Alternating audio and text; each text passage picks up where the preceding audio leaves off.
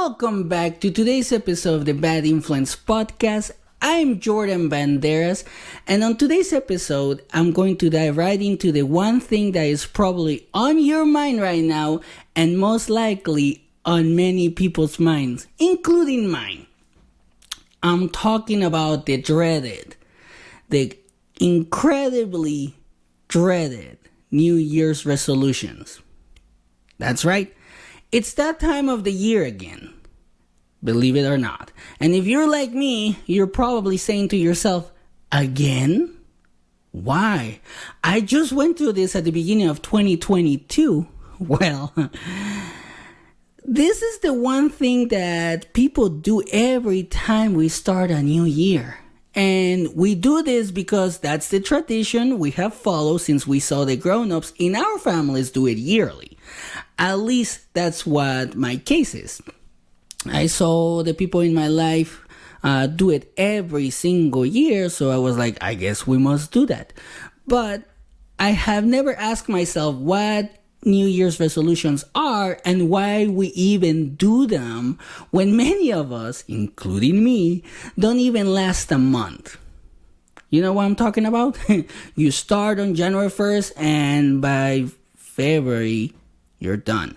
And I actually found a poll from ABC where 80% of the people that answered this particular poll stated that they gave up on the resolutions by February.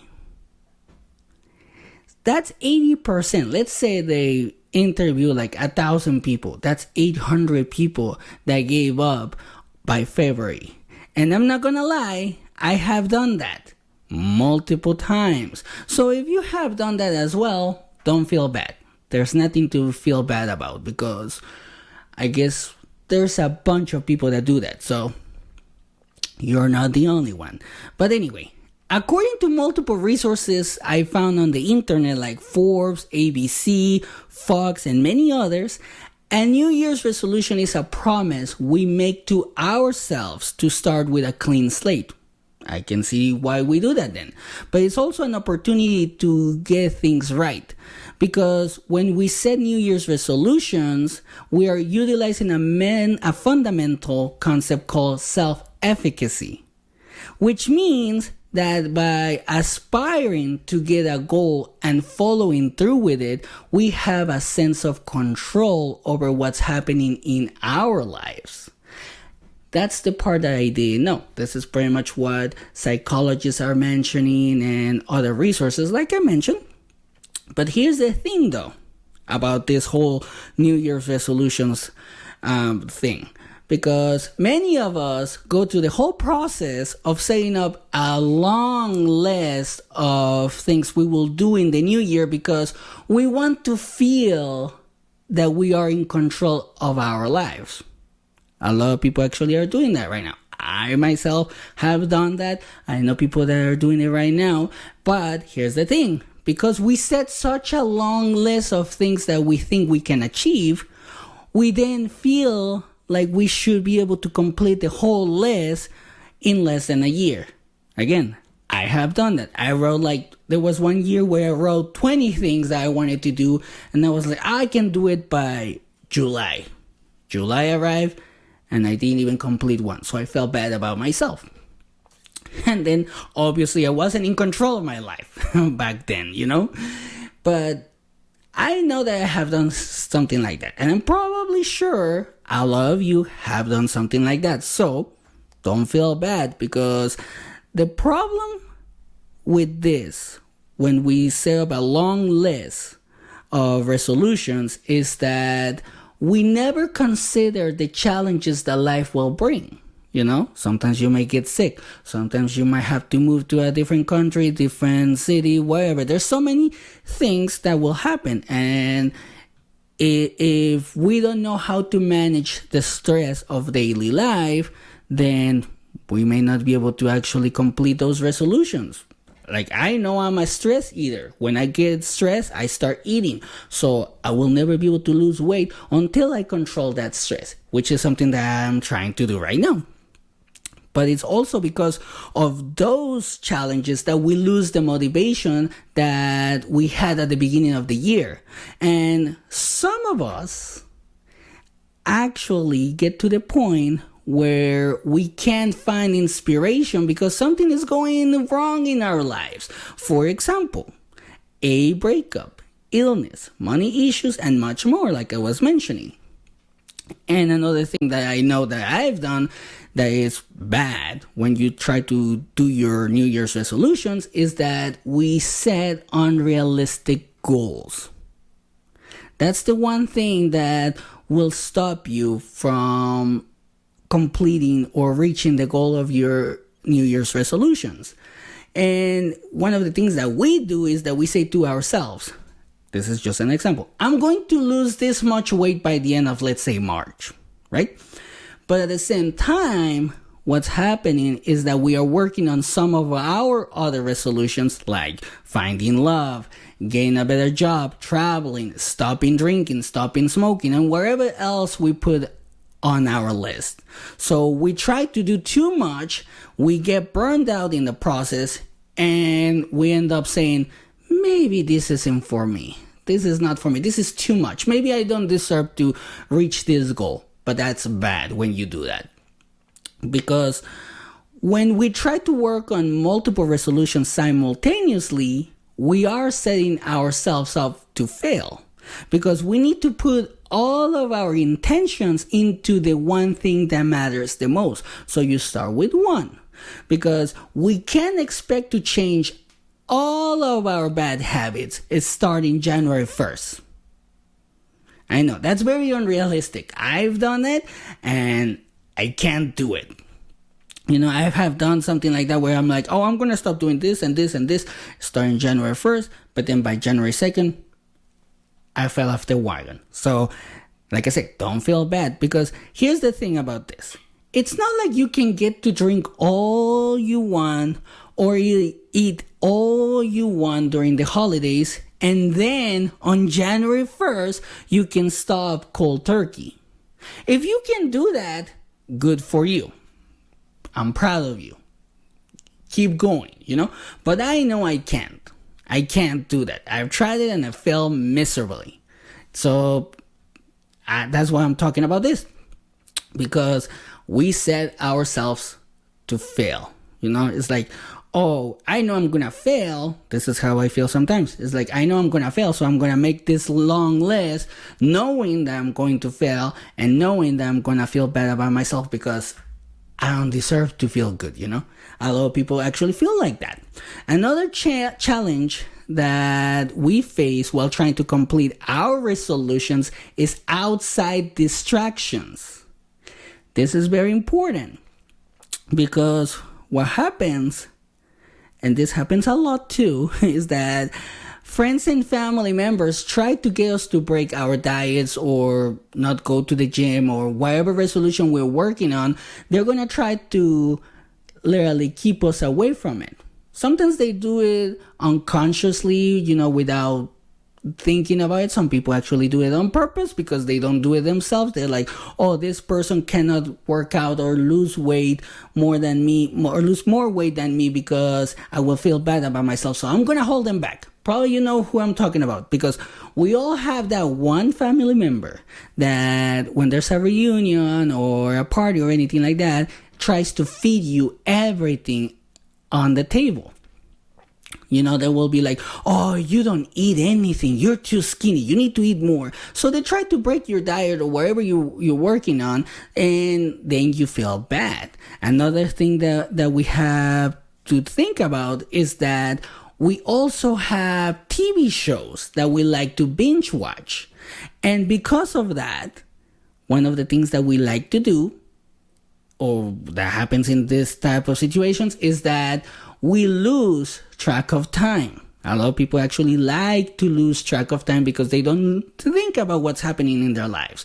I lose track of time when watching TV. I have binge watched Boruto and Naruto for days sometimes. And then I remember it's like, shit, I had to do other things. And I didn't do it because I got too deep into the show. So in the end, we end up wasting our time, and then we don't do anything that we were supposed to do. So you end up feeling bad. Now, the reason why I want to talk about this is because I have faced some of these challenges as well. But this year, and I feel very proud about this, instead of waiting until January 1st, I started one of my resolutions 3 weeks ago. Now, oh my gosh, this particular resolution has been the hardest one for me because I stopped eating candy altogether. I was like, you know what? Diabetes runs in my family. I'm gaining a little bit of weight. And by little, I mean a lot. My pants are not fitting as well anymore. So I had to do something. And I went after the one thing that I love the most, which is candy. And you may say, oh, I can do that. That's not hard for me. That's easy for me. Well, for me, it's not. Especially since I work at a candy factory and I'm in the quality department, on the quality control department. So due to my position, I can taste all the candy as soon as it comes out of the machines. So that means that I get to taste. I do get to taste it and eat it at the same time while it's warm and soft. And let me tell you, you don't know the yumminess of chocolate covered candy until you try it as soon as it comes out of the cooling tunnel. Because once it comes out of the cooling tunnel, the chocolate and the candy, it's so soft and rich, and it's just fucking delicious. It's like literally it's just so delicious. It's hard to say no. So I'm not gonna lie, I fail the first few days miserably because eating candy at my job, it's a bad habit by now. Like literally the candy's there, I see something wrong with it, and I have to test it, I have to taste it, I have to make sure that it meets quality or it's not gonna be bought. And if we're not able to sell candy, what's gonna happen? People are gonna lose their jobs. So I'm taking one for the team. But here's the thing. I have a sweet tooth that loves candy. And when it's free and I get paid to taste it, I'm not gonna say no. That's for sure. But because I wanted to try to stick to this particular resolution, I had to find a solution to start a new year with a victory. I was like, I need to figure out a way to not be able to eat candy and I still be able to perform my job. And I found the solution, and I've been fucking thriving for three damn weeks. I've done it, and it's been hard as hell. Like, I'm not gonna lie, it's been hard. But the solution that I found at work in the situation was that instead of me trying the candy, I had someone else do it for me. I told my supervisor that the candy always tasted right to me, so that I will give the samples to other workers, and she was okay with it. I was like, you know what?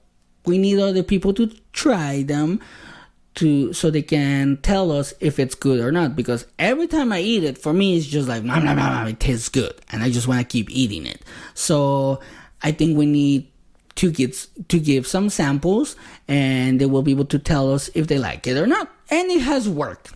It has worked because I have been able to stick to this particular resolution, and that's why I want to share this, because sometimes there will be times like this where you have to devise a very clever way to stick to your resolution. Yet you may have to tell white lies, just like I did at work, so I won't have to eat candy. You may have to tell a white lie to somebody so they don't push food on you. You know what I'm talking about? Like the example that I talked about family members. Now, other ways to stick to your resolutions are setting achievable goals. And, for example, losing 2 pounds per week instead of 5 or 10 or 15, because I have seen people say that, like, oh, I'm going to lose 10 pounds per week. I'm like, I don't know if you can do that, but if you do, good for you. And if you do something like that, like losing 2 pounds per week instead of 5, you'll end up losing 104 pounds in a year, which is achievable. Don't you think? That can be achievable. You could also create a support system with your spouse or friends so that they can help you get back into resolution mode when you fall off track, because you will fall off track sometimes. Sometimes it's hard to, like I said, to stay on track of your resolution because there are other things that are happening in your life. You could also use accountability tools like food trackers, step trackers, fitness trackers, and other apps, because I have done these steps and they have worked for me so far. I track my steps, I track my food, I track a lot of stuff that I do, and it has helped me. So I'm just putting it out there because maybe that can help you as well.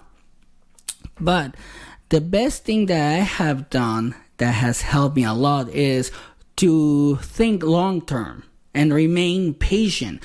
Is, like I said, in a year, you could lose 104 pounds by just losing 2 pounds a week. And I feel like that's an achievable goal. Don't you think? You don't have to go 10 pounds a week, which I don't know why anybody sets a hefty goal like that. Because 2 pounds a week in a year, it adds up. You know? And another thing is that there may be other things that could work for you, but all you have to do is try until you find whatever works best for you. You know, like I'm just talking about what works best for me. So you do the same thing. Look for that one thing that works best for you.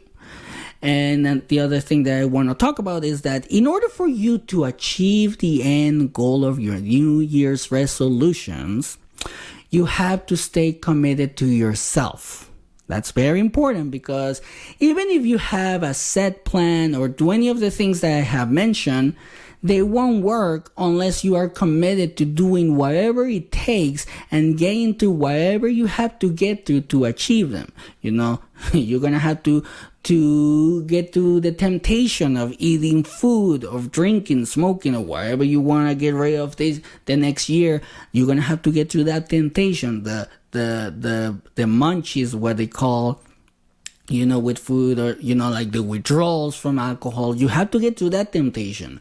So to complete your final resolutions, your New Year's resolutions, you have to set the resolution, okay? You have to start small.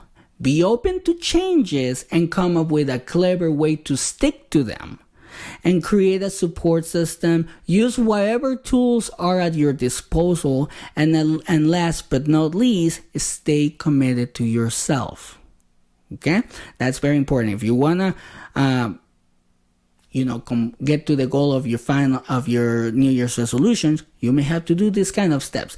And all of this is important because when you start small and do whatever you need to achieve that small goal, you can move to bigger things and continue the same process. You start small, you get committed, you stay committed, you get to the temptation, which just, for example, like my example is about the candy. I have been able to stay committed for 3 weeks. I know I can do it now, so now I can actually move on to something bigger, like losing weight, like gaining shape. That's actually bigger for me because I have never done it. And that's pretty much what I wanted to share on today's episode.